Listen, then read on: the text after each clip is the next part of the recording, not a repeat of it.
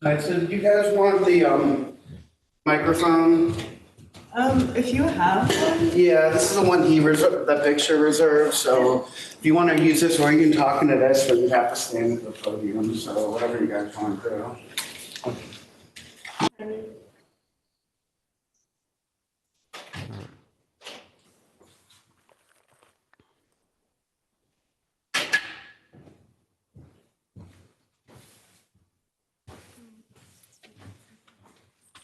Hello? Yeah, okay.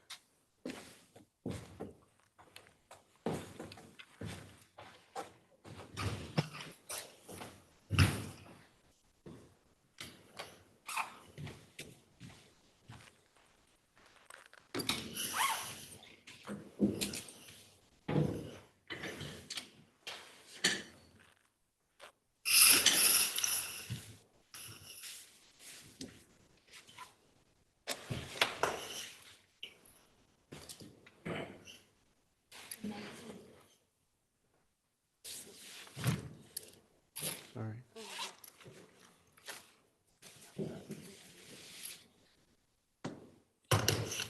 Yes. Yeah, it's on. Where am I supposed to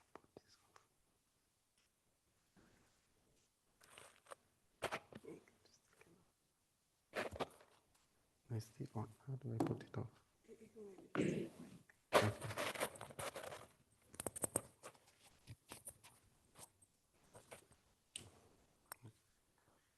I'll speak.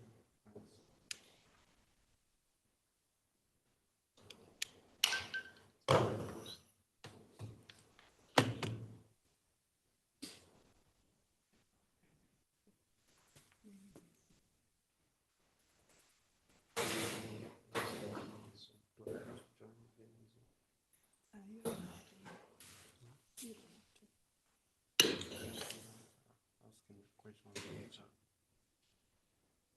Okay.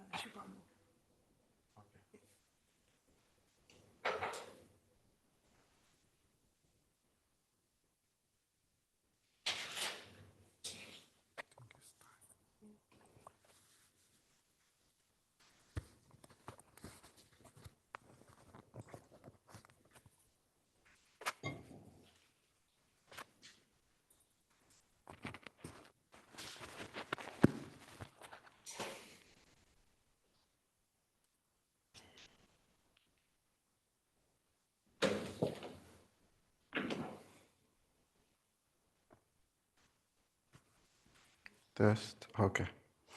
Uh, good morning and welcome to recitation 3, lab 3 of Introduction to Deep Learning. So I want to first of all direct you to a Piazza post where you can get the notebook. Piazza post 292.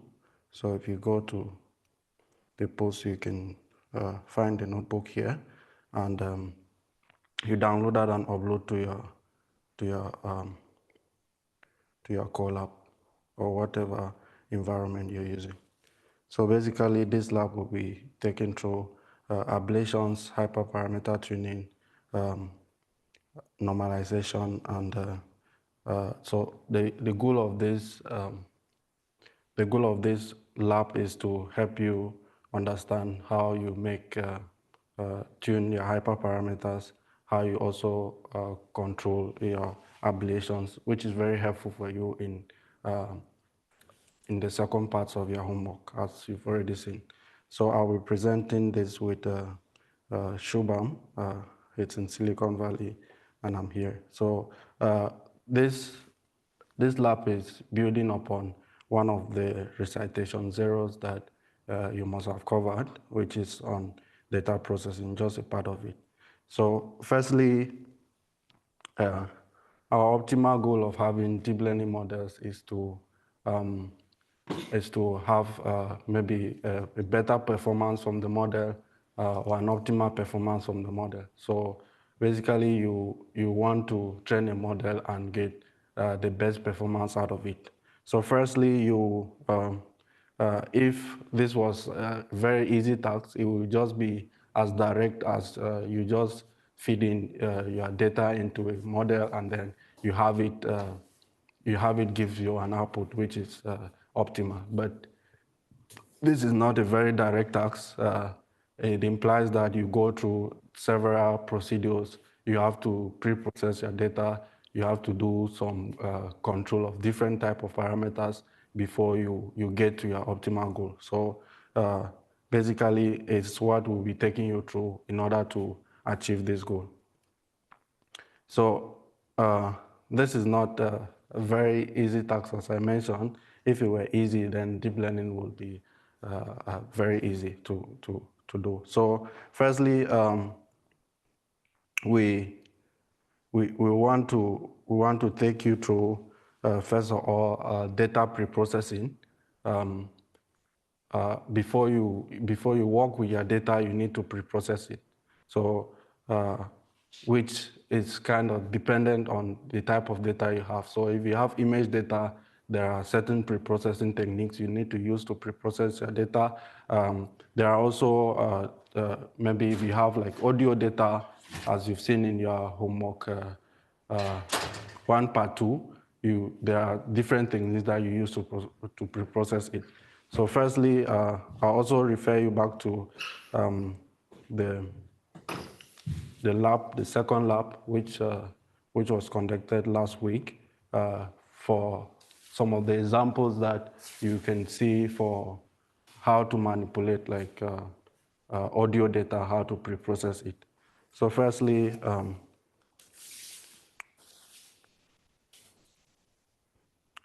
we'll start by you just connect your drive.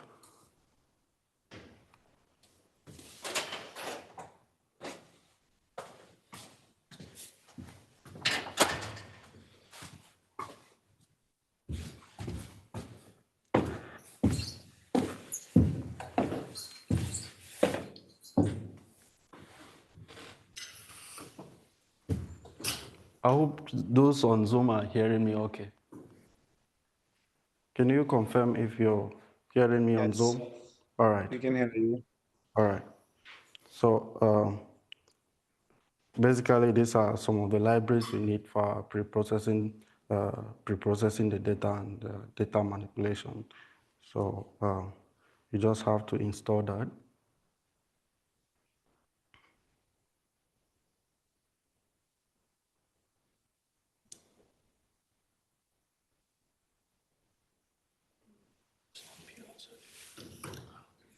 Piazza post 296.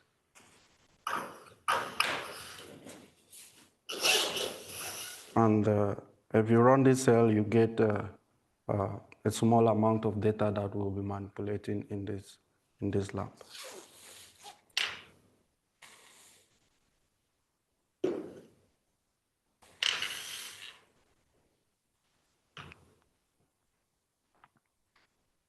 So basically here you need to like this is image data. You need to load your image data in form of a folder, and then you can start by doing some manipulations to the data. And I'll stop here and then give you, you want to calculate basically for instance, image data, you want to calculate maybe the mean and the standard deviation of your data, because this is very useful information for you. Basically, when you are doing your transformation, you might want to scale up the data to a particular branch or dimension, and then you need to scale it by by the mean and the standard deviation. So you always want to have a mean of your data set so as to help you in the preprocessing.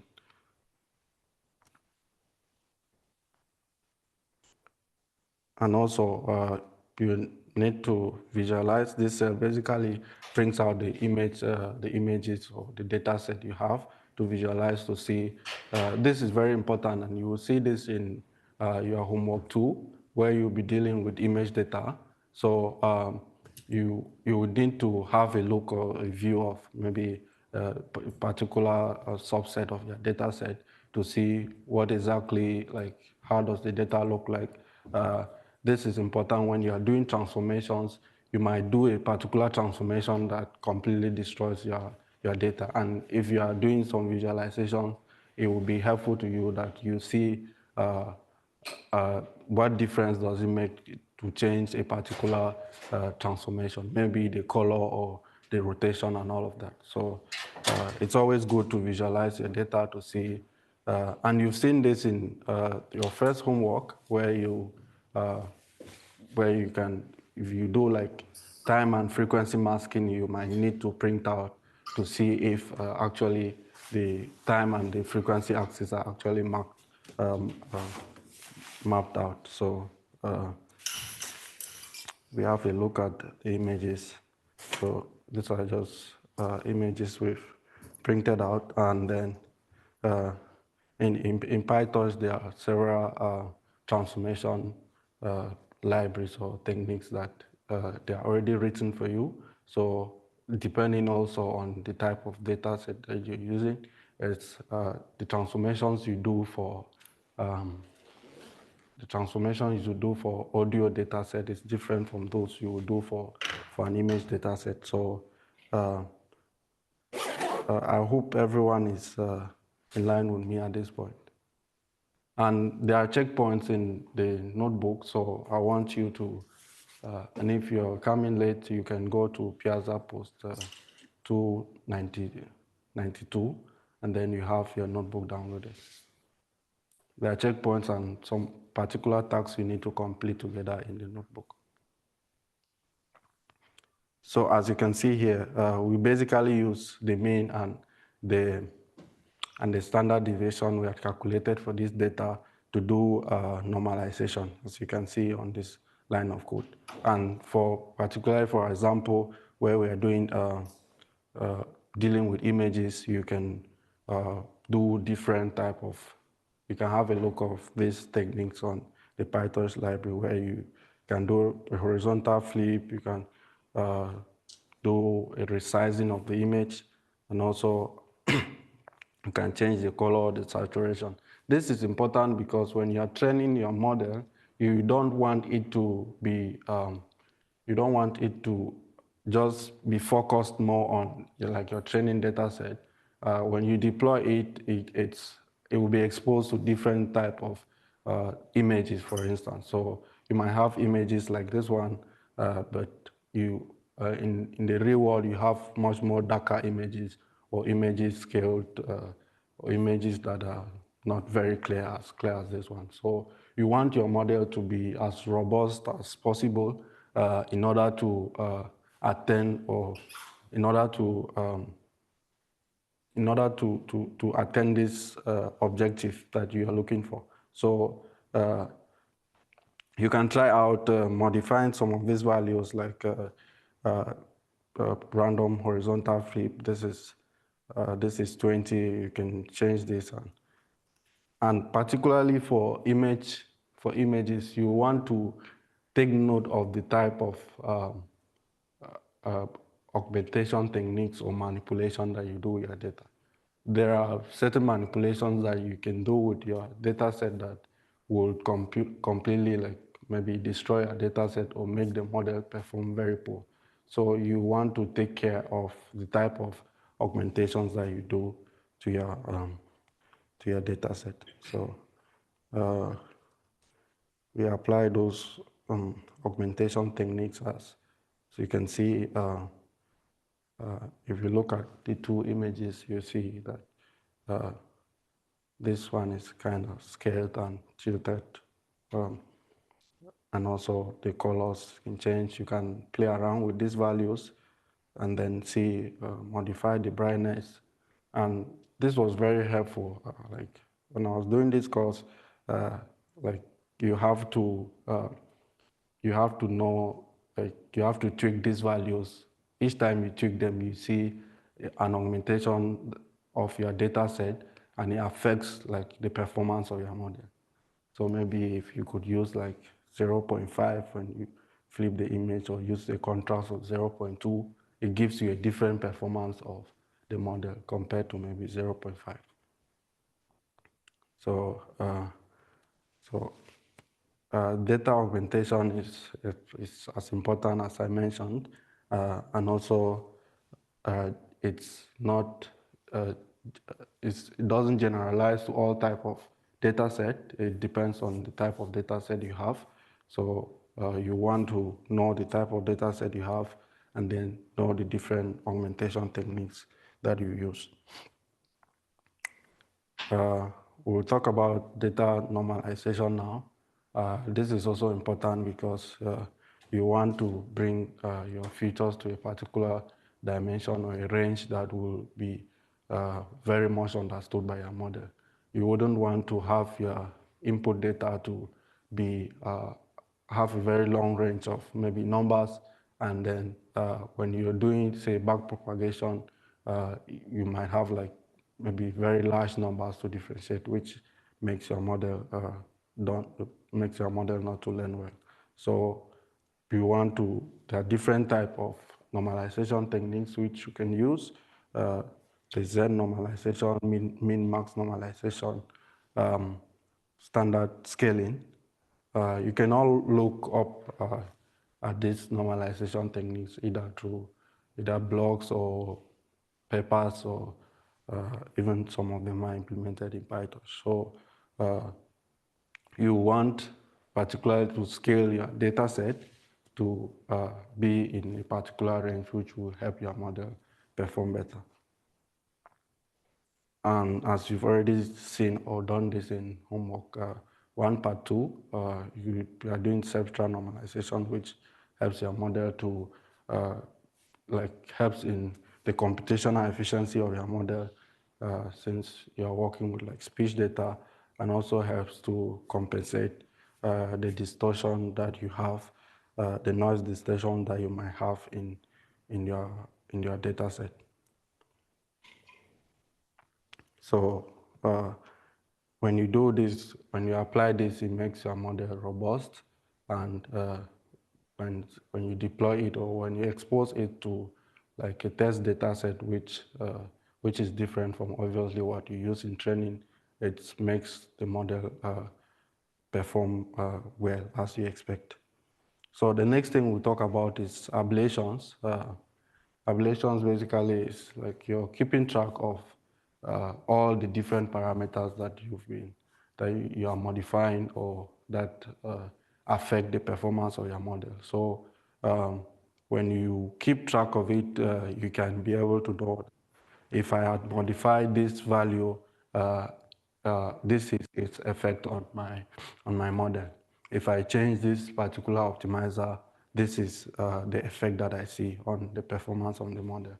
So when you do ablations, which I assume you've been doing already, it's very important for you to also, because if you are just training and you don't know what particular value is making your model to improve or to perform worse, you wouldn't know how to get the best out of your model. So this includes managing loss functions, managing like the optimizers, the type of architecture you use, the number of epochs, and all of that. So you want to keep track of all of this. And that's basically why we use like 1DB. It tracks all of these parameters so that if you when you are training, you can see like your training curve for your training loss, your validation loss.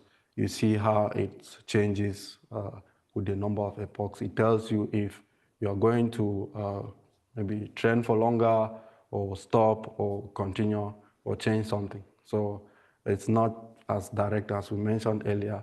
You have to experiment with different parameters. So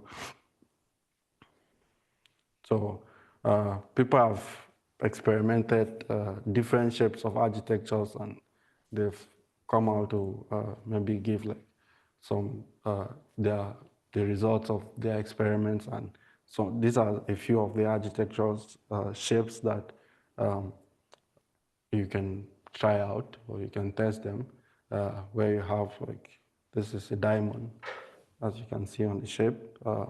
This is basically when you start with a few number of neurons and then you increase them over the layers and then to a certain extent, and then you start reducing them. So you can try this particular shape of architecture and see its performance. People have tried it with like different data sets and they have results from it. So people have tested out. And how do you know if maybe this architecture can work for a particular problem? You can check out papers or read blogs to know if like this particular shape might work for this problem and it's not working for this other one. So basically, like, this is kind of a shallow implementation of like a diamond network where you're starting with your input sites, whatever input you have for your data, and then you keep increasing the number of neurons. So you have input channels or output channels in the second layer to 200. You started at 100, and then it goes right up to maybe 400 here, and then decreases to 100 again. So it's like you have the number of neurons increase to a particular layer and then you drop them back. This is also important in if you want to maybe extract, increase the number of features that you are extracting from your data set as their architecture layers increases. So you want more neurons to get more information from your data as your architecture or number of layers increases. This is a pyramid. You can have, you start with like small number of neurons, you have them increase, you keep them at a particular you keep them at a particular size for maybe 1 or 2 layers, and then you drop them back to you are supposed to complete this maybe in class. So it's quite similar to what you have here. So what you do is basically you have make sure that the output that you get from the first layer, it's the input you get from the second layer. So as you can see here, we have an input, an output from the first layer, and then we take that as an input for when you do batch normalization and when we pass through an activation function before you go to the next layer. So you might want to just complete this, and this value will be the output layer of the last, the output, the number of neurons in the last layer of your network. So you also have a cylinder where you maintain the number of neurons in each layer throughout your model architecture. So you also have to complete this. You can do it right away or complete this, and you have to, when you complete this, you go to the post on Piazza and you fill out the checkpoints of the pull on the checkpoints of what you completed in class. We also have like hourglass, which is like you shrink the number of neurons and then you expand them again. Yeah. So moving forward, these are tips that you might obviously want to experiment in your homework as you're doing it, whether you decide to have like a deeper network, and also remember like, the homeworks will restrict you to a particular number of parameters. So the deeper you make your architecture, the higher the number of parameters. So the higher the number of neurons that you have, the higher the number of parameters. So you want to make a deeper network, but also keep track of the number of parameters you have. Or you decide to make it a wider network. And also you can try out different activation functions. Basically, as we paired you in study groups, you might want to work with your study group member to share out. Like if you are doing the second part of the homework, the one person can be trying whether using Relo activation function and the other person is trying Geo. So when you log that up, you can maybe explain to the other person that you tried out Gilo and it works better. So that will help you so much in the second part of your homework. And also talking about dropout, this is particularly to make your model not to overfit the training data set. So, and more information about like dropout will be explained to you in the coming lectures and labs very well. So this is basically the reality of how a lost landscape looks like. It's not a bowl-shaped structure as maybe you've seen. It's actually, you have local and global minima, and your objective is to get to the global minima. So you might be using a learning rate that will maybe take you like, it can get you stuck somewhere here and you are not getting the high cutoff. So you want to modify or change the learning rate in order that it takes you like down to the lost landscape where you have a better performance. So that takes us to schedulers. So schedulers is basically how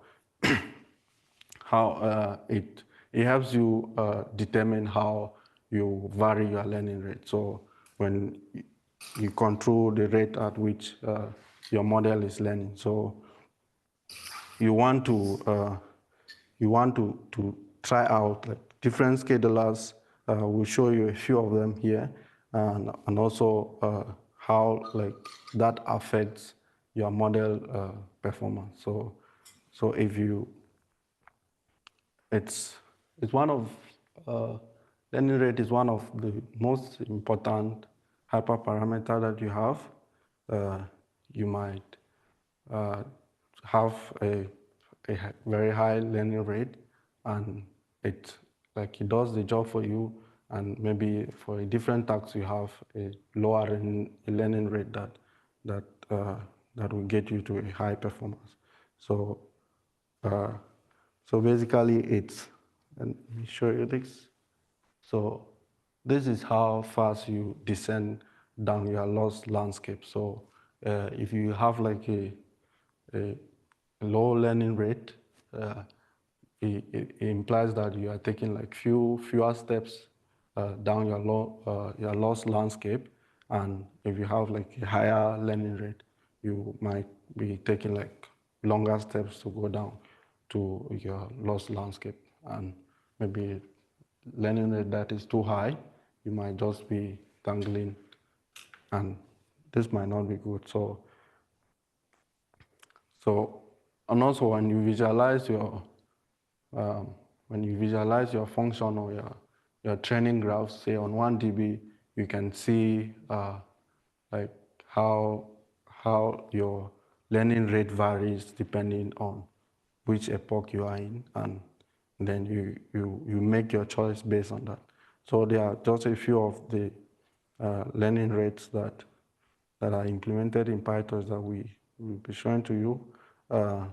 Step LR has some parameters which you want to modify. It's the step size and gamma. The step size is like the number of steps or number of epochs that your model will go through during training, and then you might want to reduce by some factor. So if you start with a learning rate which is at this value, you want to go like 4 epochs. If you don't, when you go 4 epochs, you have the value of the learning rate decreased by half. So gamma is basically the value that you decrease your your learning rate depending on the step size. So, and you can try out like different values or uh, different values of the step size to see how your model performs on that. And this is how it's implemented in PyTorch. So, and also it takes in like the optimizer, which this is also a hyperparameter that you might want to try out, different type of optimizers. This Adam W, there's SGG that you can try out. And then multi-step also has like a structure similar to that of uh, the step learning rate, and it reduces the rate by multiplying a multiplicative factor after a predetermined milestone. So after you've scheduled your milestone to be these values, and then it will reduce the learning rate by this particular factor when you're training. So this is a fit checkpoint, and you might want to you can have a look at this link.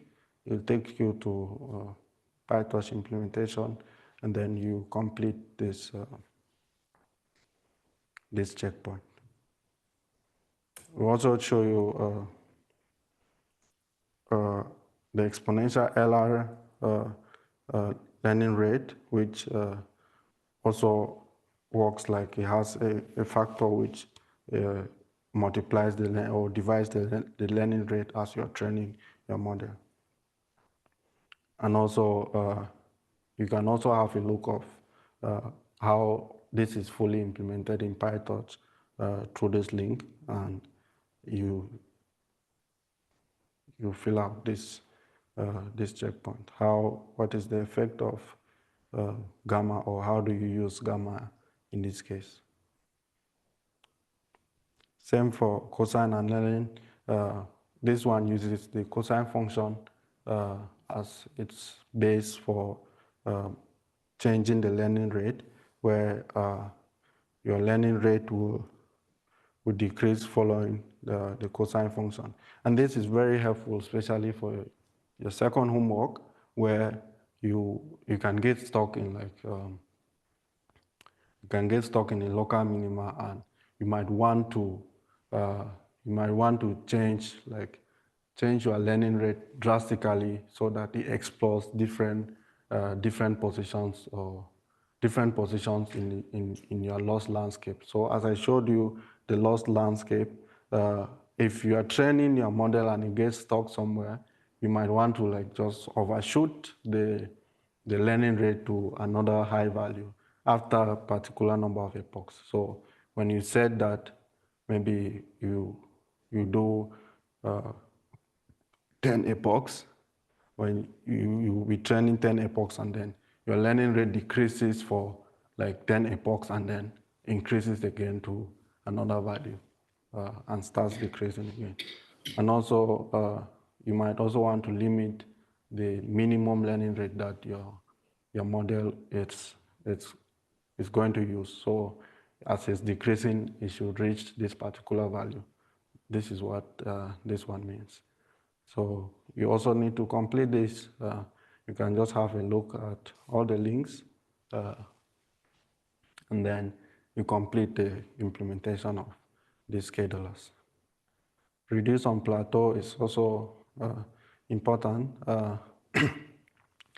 And this one is particularly very useful as well, because you want to, it does not just modify the learning rate, but it keeps track of other parameters that can influence your model's performance. So if you are training, you might want to monitor like the training loss or the accuracy. If it's increasing, you might want to keep the learning rate at that value, or if it's not reducing, or if it's reducing, you might want to change the learning rate. So the learning rate changes according to the particular parameter that you are monitoring. So when you change this, for instance,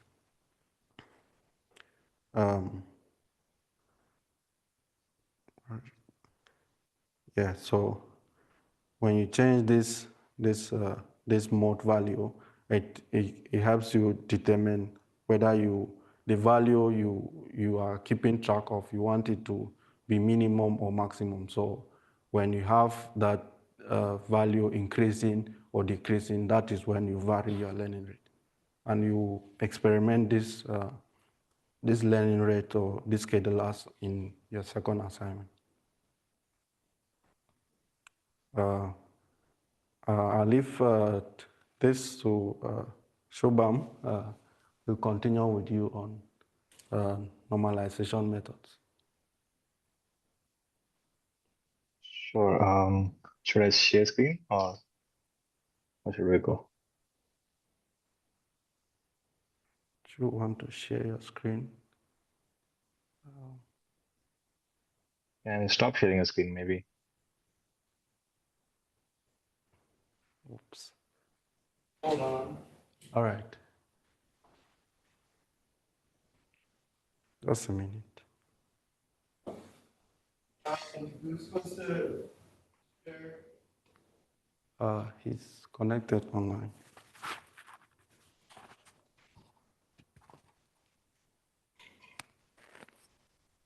But if anybody has questions till now, you can unmute and ask till the time this is being done. You should be able to share your screen. Are you not able to? Not me, but someone connected through Zoom.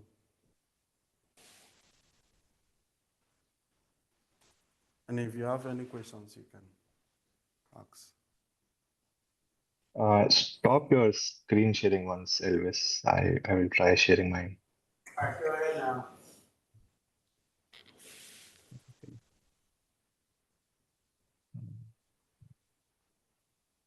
I think I can. Can you?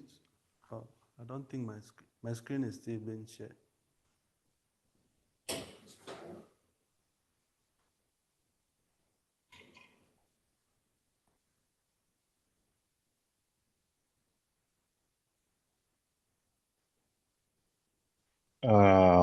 Can folks on Zoom see my screen or in the Baker Hall also?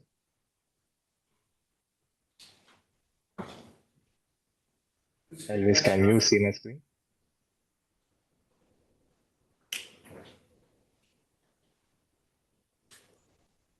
I think it was on for a second.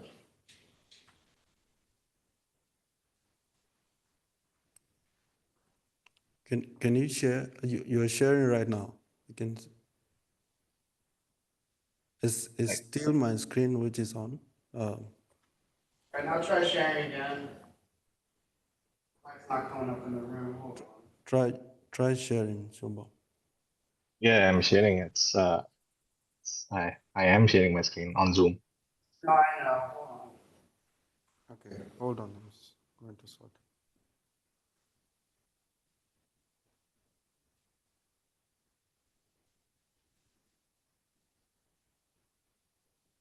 But until the time this is being fixed, I will just recap what Elvis just said. That you have a lot of for your homework part twos. This particular thing will be very useful. We call it data augmentation. So do try to understand what each and every method does here. And for MLPs, this is mainly for your homework one part two. Which architecture is best, we leave it to you guys. Figure it out. But if you're stuck, do join any of the office hours. We will definitely help.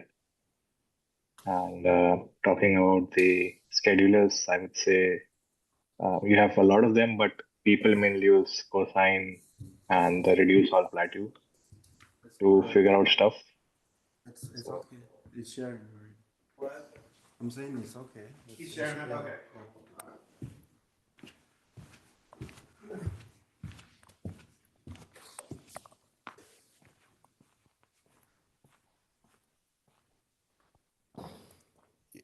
Yeah, you can go ahead. Okay.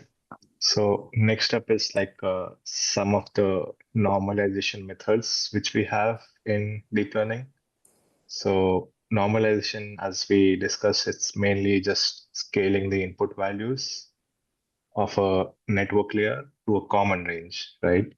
So we can subtract mean or divide standard deviation. I think you have done that in your homework one part two, the substrate normalization. So similar to that, we have a lot of different types of normalizations which we can use in our layers. One of the popular one is batch norm. So it mainly just normalize your activations over a batch, right? Over a mini batch of, let's say, n here is sample, number of samples, right? So over this batch, it just normalizes. Um, and how to use that is after each and every layer, you just use nn dot batch norm 1D. Okay. You also have a batch norm 2D, which you can use based on the number of input parameters which you have. So, small code snippet which you can use to understand is assume that you have like a input of n cross c cross h cross w. You find the mean and variance for this particular input, and you just normalize that particular input, and then return the normalized input and multiply and add by gamma and beta. Here, gamma is a scale parameter, which basically just means scaling your data up or down on a graph on a 2D plane, whereas beta means shifting your data along the axis. So it's just like scaling up and down and shifting along the axis. Similar to batch norm, we have like another type called layer norm. So it's almost similar. It's just instead of batch dimension, we will do it on the layer dimension. Um, in addition to layer norm, we have one thing called group norm. So in layer norm and group norm, the difference is layer norm uses the whole layer, whereas group norm uses some part of the whole layer, right? Um, and in the research papers, group norm usually performs better than layer norms in most of the scenarios. So that's one thing which you can keep in mind if you are thinking of doing something like a NLP task or even your RNNs. You usually use layer norm rather than batch norm. I'm not sure if you use RNNs maybe in your project, then you can stick with layer norm instead of batch norm. And we have one more popular norm called instance, which is simply just using one particular dimension of the batch and even the layer. Uh, you have a lot more. You can read them if you want. I won't cover all of them. Um, and the benefits of this normalization is mainly just to have a faster convergence of your model. So if you're not using like in homework one part two, if you are still figuring out your architecture and have not been normalization, you can use it. It definitely helps. It helps with your model to converge faster in less epochs, and it also helps in the model to be to perform better on unseen data, which we call like a model regularization stuff, right? So performing good on unseen data, not just training data. So that's the advantage of these normalization methods, right? And we have given like a brief usage of how you can use this. So this is like a checkpoint cell for batch norm. You just have to fill these two methods, right? Here you actually have to just pass the hidden dimension, and this is just you are using the batch norm.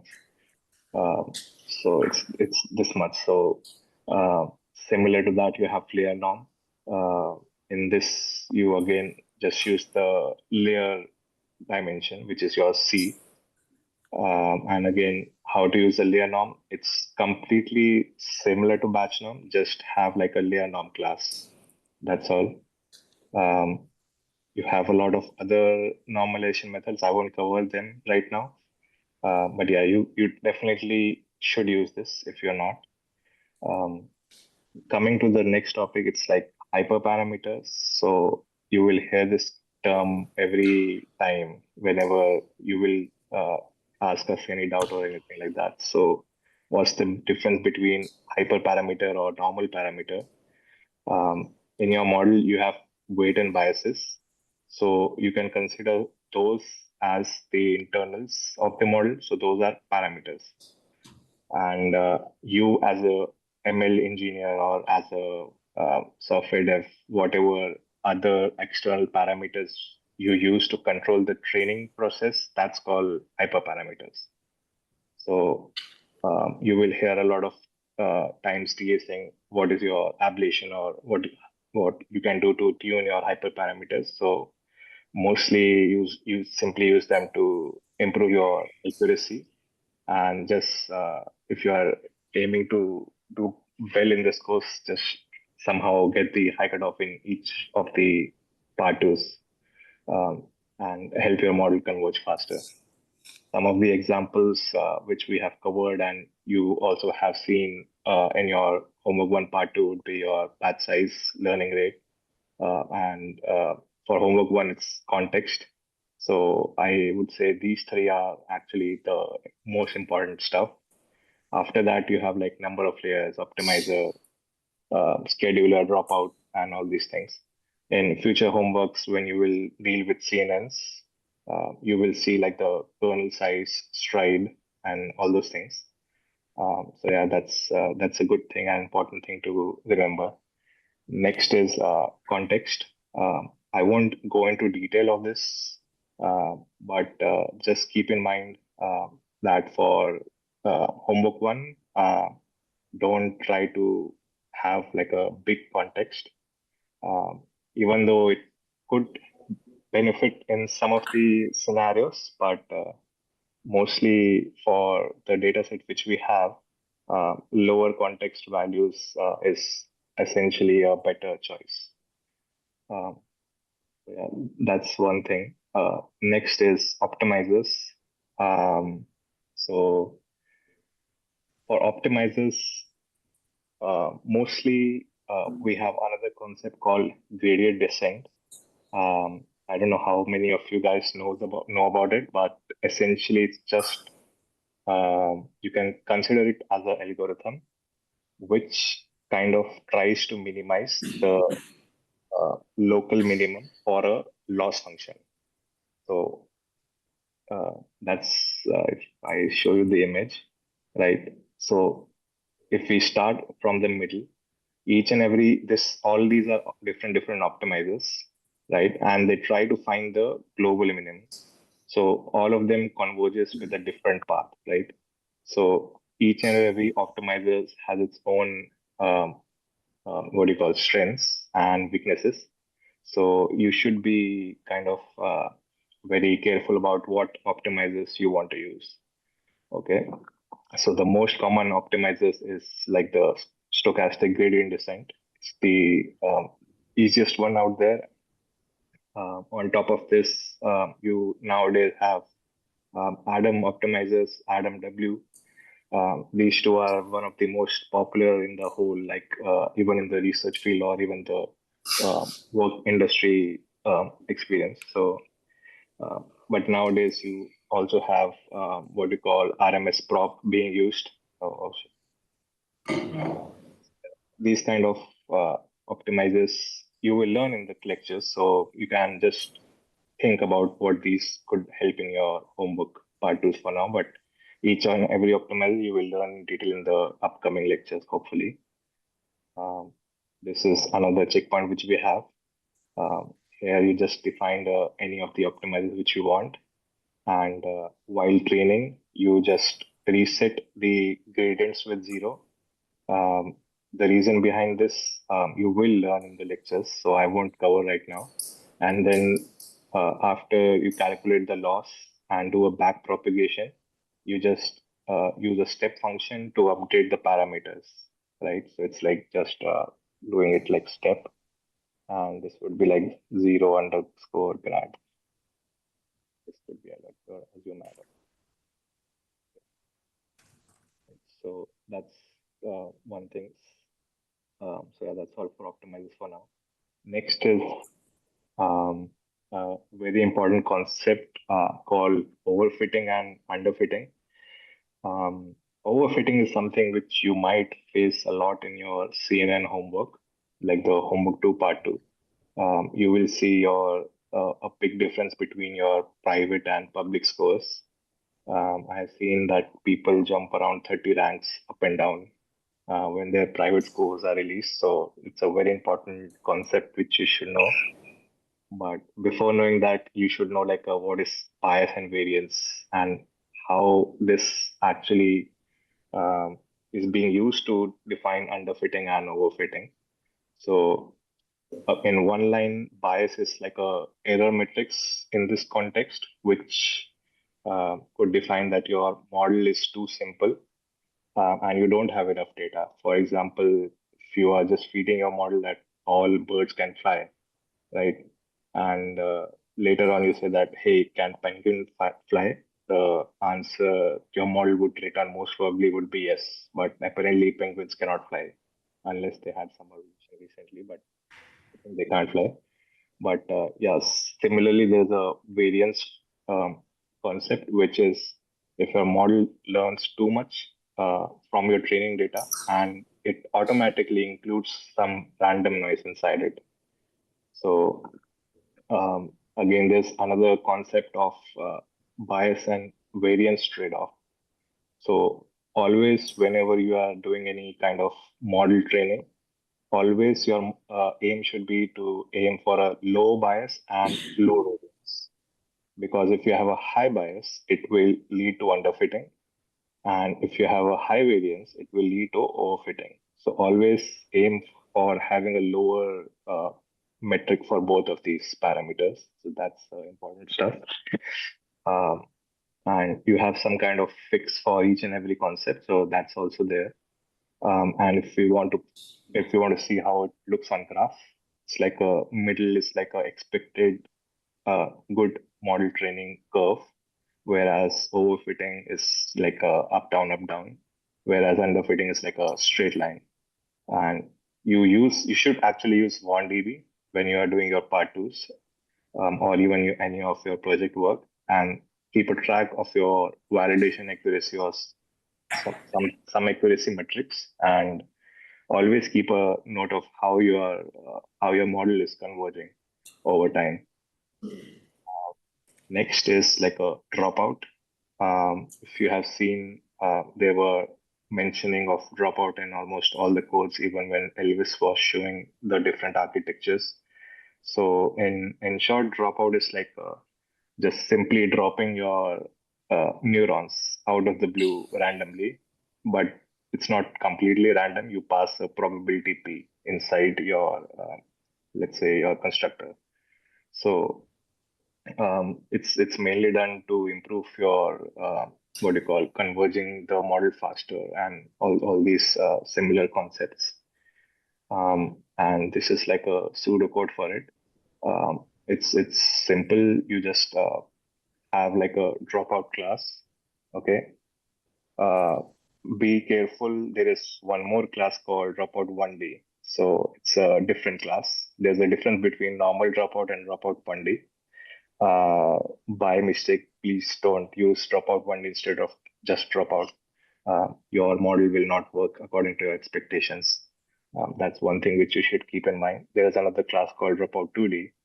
Um, so all this depends on your dimensions of your input, right? So just keep this in mind. And this would again be just dropout. Next is weight initialization. Um, you have this, I think you have this in your homework 1 part 2 as the starter code, where when you're defining your model, inside your model, you kind of want to improve your performance using the hidden layers, right? And again, your aim is having a faster convergence and finding a better global minima, sorry. So that's like a main aim for weight initialization. But at the same time, it helps us resolve another important concept called vanishing or exploding gradients. You might see this in your, I think in your homework 3, where your loss function will show non-NaN values. It's like a non-integer values. Um, so that's a problem, right? And you have to fix that. So you can either use like a weight initialization, or you have one more concept which we'll cover right now called gradient clipping. So yeah, these two are helpful for this particular scenario. And weight initialization, again, you just have like a some kind of fully connected linear layers, and you just after you have your all the layers defined, you just call, let's say, a helper method where you are defining your whatever weight initialization metrics you have, like a Xavier uniform, Xavier normal, k-mean normal, k-mean uniform, all these things, and just reset the bias to 0, right? This is also an important step for you have to use, so don't forget this one. Um, any questions till now? I am breezing through the whole notebook, but any questions?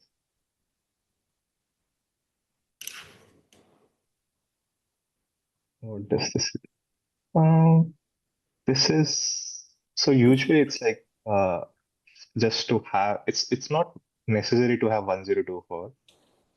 Usually people prefer it in a multiple of 64 essentially, because of some GPU efficiency. I could be wrong actually, but this is what I read online. What dictates? I would say it's the use case of what you want to actually do. For example, if you want to run RNN or perform any NLP kind of stuff, you stick with linear norm. But if you want to do other things, you can stick with batch norm or group norm or all these different concepts. I don't know what the 3 things, unfortunately. Okay, so till now we discussed the norms, we discussed hyperparameters, right? Optimizers, underfitting, overfitting, weight initialization. Next is like your some miscellaneous techniques which you can use. If you don't want to use, you're fine. So in this is actually pretty useful in your homework too, if you want to implement this. As I said, like CNNs, they tend to overfit, and by overfit, what I mean is you pass a lot of training data, right? And they have a very good accuracy on your trained data.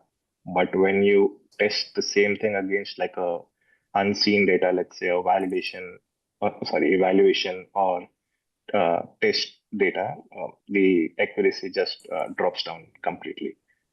So to avoid that, you can implement a thing called early stop.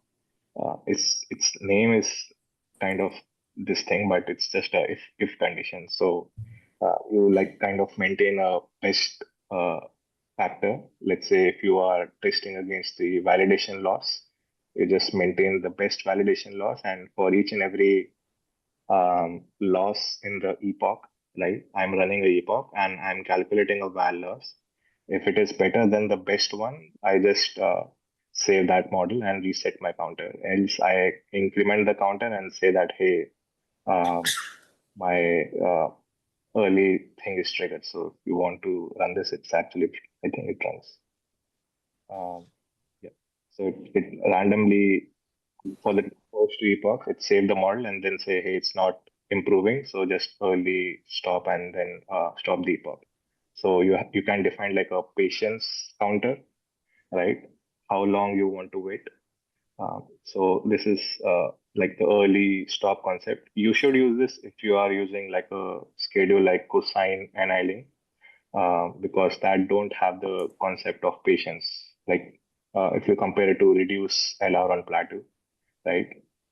Reduce a long plateau, like you can give like a patience matrix inside the function, and it automatically resets the learning rate, which kinds of help. But if you are not using that one, you can stick with this concept if you're using cosine. Next is like a gradient clipping. Um, so there's, as I said, there's a concept called exploding gradients. Automatically, sometimes it will happen that your loss just out of the blue, instead of it being like 0 point, like something, it's suddenly it's like 400, 300. So that's something which you never want. So how to fix that? It's just one line of code change actually. So there's a concept called uh, clipping, and you pass like a max norm inside it. So it's like a max norm, and I think it's grad clip.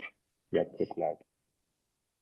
So with just this one line, you implement the concept of gradient clipping, and it's always helpful to have this one line when you feel like your model is going to have some kind of explosion in between. And you can use this link to understand similar concepts as gradient clipping in detail. It's pretty helpful link if you want. Uh, any doubts till now? I hope not. Okay. Either I'm explaining good or I'm explaining too fast. But okay, next is mixed precision. So I won't deep dive into it because it's not necessary, but essentially think that mixed precision helps to combine two things. One is your floating precision 32, and then there are two concepts like floating precision 32 and FP16. So whenever we are performing any kind of training, right? So the weight and biases, they use these kinds of what do you call precision metrics to calculate the values, right? So if your model is using, let's say, FP16, it's faster, but it kind of faces your problem of overflow or underflow in your, similar to what you see in your other languages like integer overflow or integer underflow. Whereas your FP32, it fixes that problem, but it's more memory intensive. So if is there a possibility to combine these two? Then the answer is yes. There's a thing called mixed precision, which does the same thing. This thing was introduced recently, like after 1.6 version. So how we use it is we have a class called gradient like scalar. So the code is pretty straightforward. You just define a gradient scalar class, right? And while running the epoch, you define like a another method called autocast. So this essentially just enables your mixed precision. It tells the code that, hey, I am going to use mixed precision, so just be careful with that. And then if you're not using mixed precision, you don't have the scalar concept. You directly do like a lost out backward or schedule dot step. But if you are using mixed precision, then your code changes a bit. It's like scheduler dot step or scalar dot step or scalar dot update and all these things.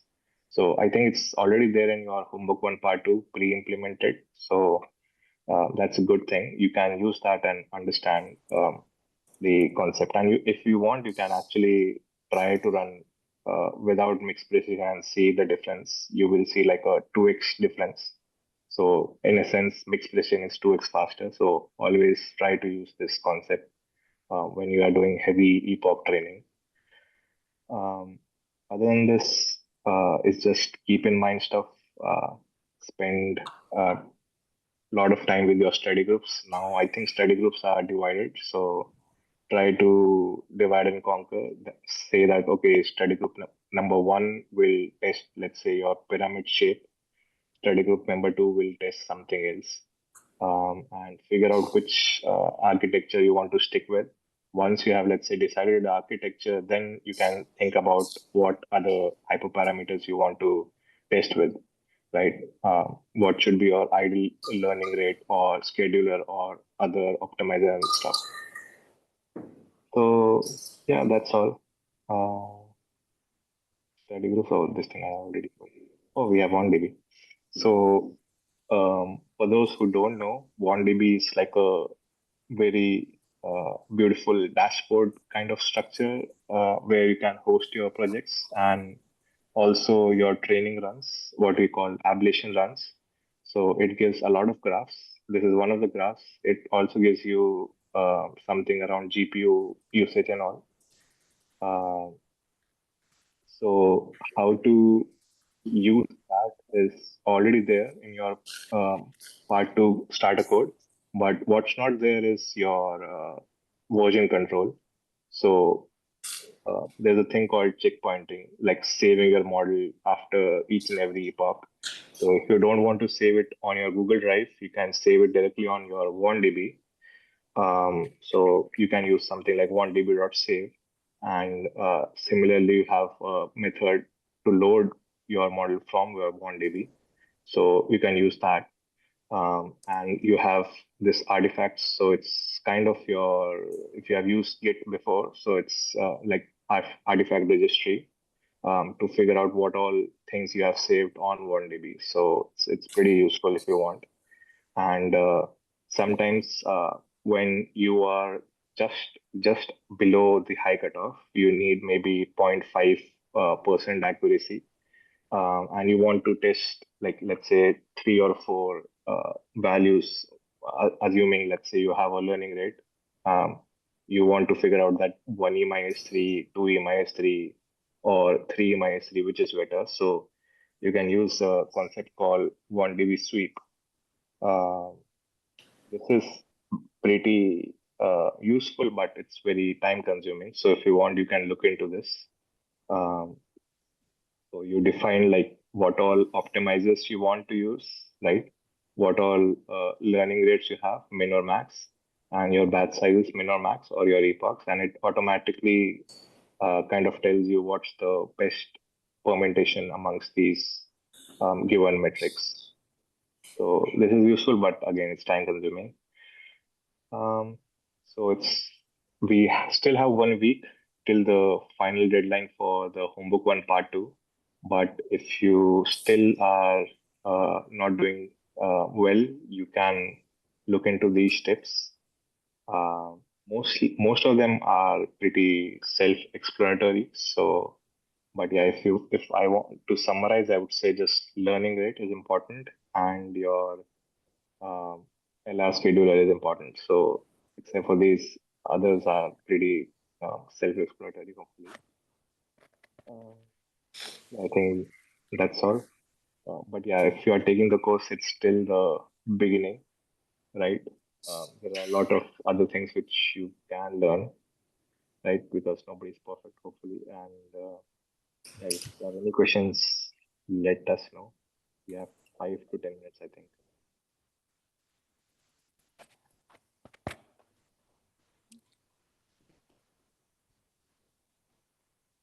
Any questions? Yeah.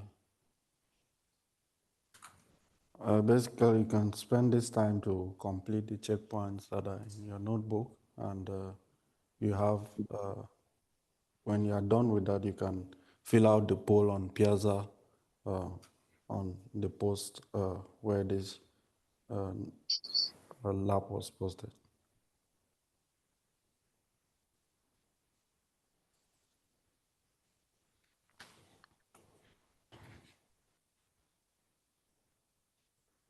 We have 10 minutes, so if you have any questions, feel free to ask. I mean, if there are no questions, I'm assuming everybody is above the high cutoff, which is very unlikely. Okay. I was wondering how accurate is the one these people? Like I understand the time commitment aspect, but like how accurate is it for like our data sets and stuff? SK, you want to take this one? How accurate is the 1 dB sweep, particularly for our data set? Yeah, I mean, it's like it will show you graphs for different what we call different permutations. So it's helpful, but at the same time, you need to understand how to read those graphs. So if you are like a beginner in 1db, graph reading concept, then it might not be very helpful in the start, but you can try it actually if you want. I would say if you want to use like a this sweep thing, just stick with maybe one or two metrics. Don't have like 4 or 5 and then say that hey, let's just run it for like 2 or 3 days. Don't do that. I would just say maybe stick with one metric and figure that out. And also, you can explore like different resources that you have using Colab, using AWS. Uh, I don't think they've set out PSC for the students yet. So you can try out, even in your study group, have a baseline model that works, and then you change hyperparameters, and you are training them in all of these platforms as well. So you can have a model running on AWS, another one running on Kaggle, another one, like you can be training 3 or 4 models at a time. And then you have uh, your ablations completed early, and you probably meet the high cutoff earlier than uh, the, the other students or the deadline.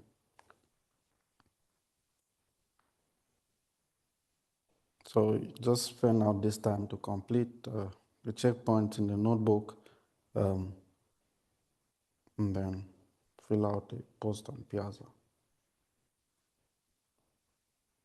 Any questions on Zoom?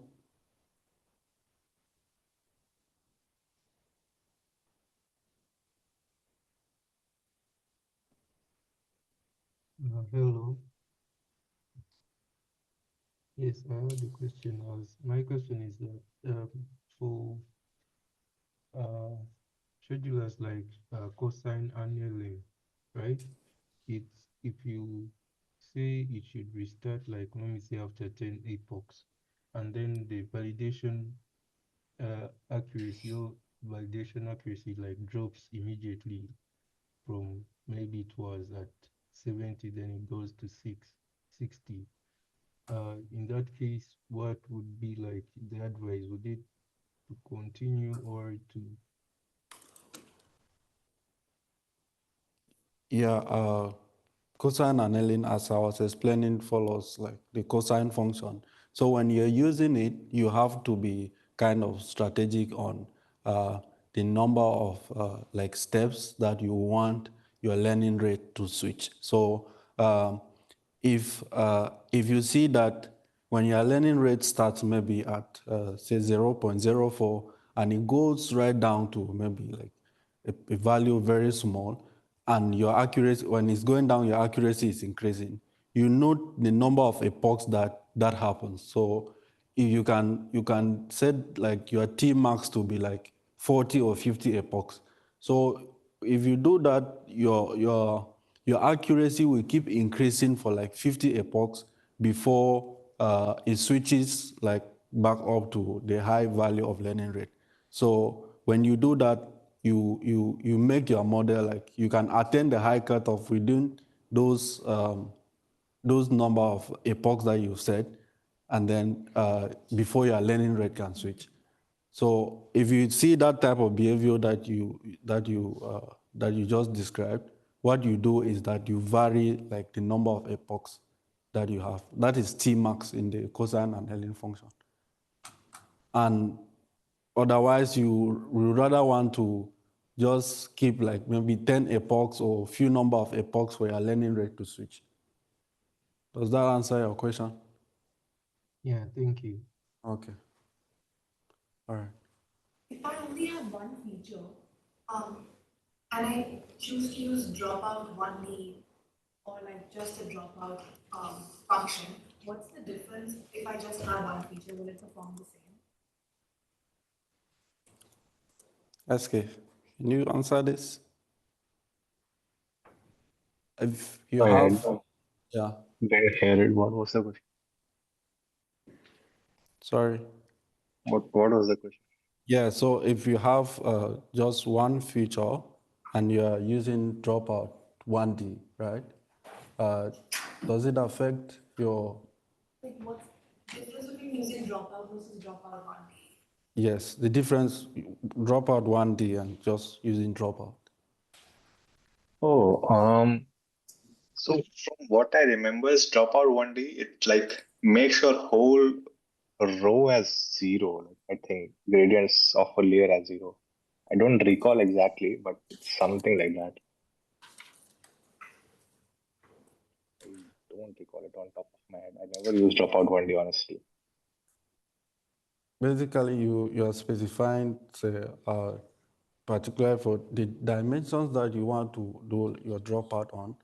This will be mostly in like, say, CNN, where you have like two-dimensional data, or that you want to specify a particular dimension that you need to do dropout on.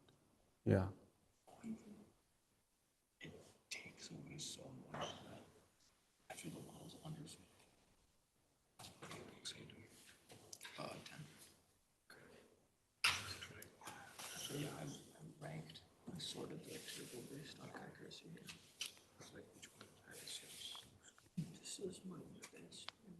And please confirm your study group members. We've been having lots of issues with them.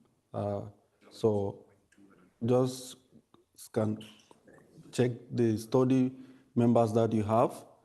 This might not be the project groups.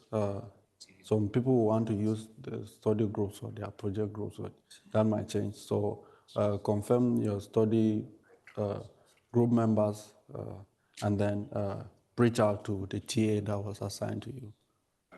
You're supposed to do that, and also maybe have a meeting with them. They will guide you through your homeworks, help out, give you advices, and yeah, they are pretty helpful. Yeah.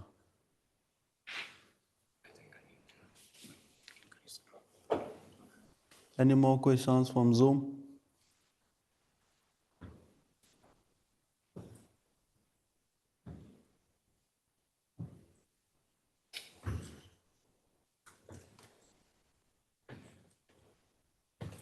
Yes, I have a question.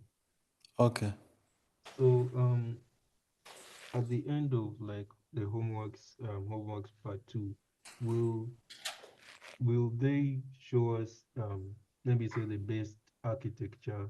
Would they be able to show us and let us know how they were able to achieve like the high cutoff, maybe the highest in the group or something?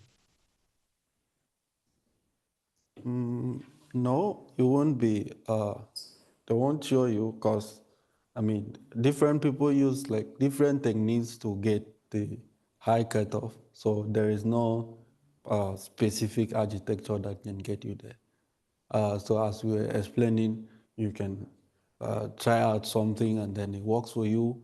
It gets you to the high cutoff. Maybe like using the same architecture and then you just change the optimizer, for instance. So there is no like, specific architecture that is the best. So we won't like provide you at the end of the assignment an architecture which we claim to be the best. You can talk to your team members, maybe. They can give you information about what they are trying out. Okay. Yeah.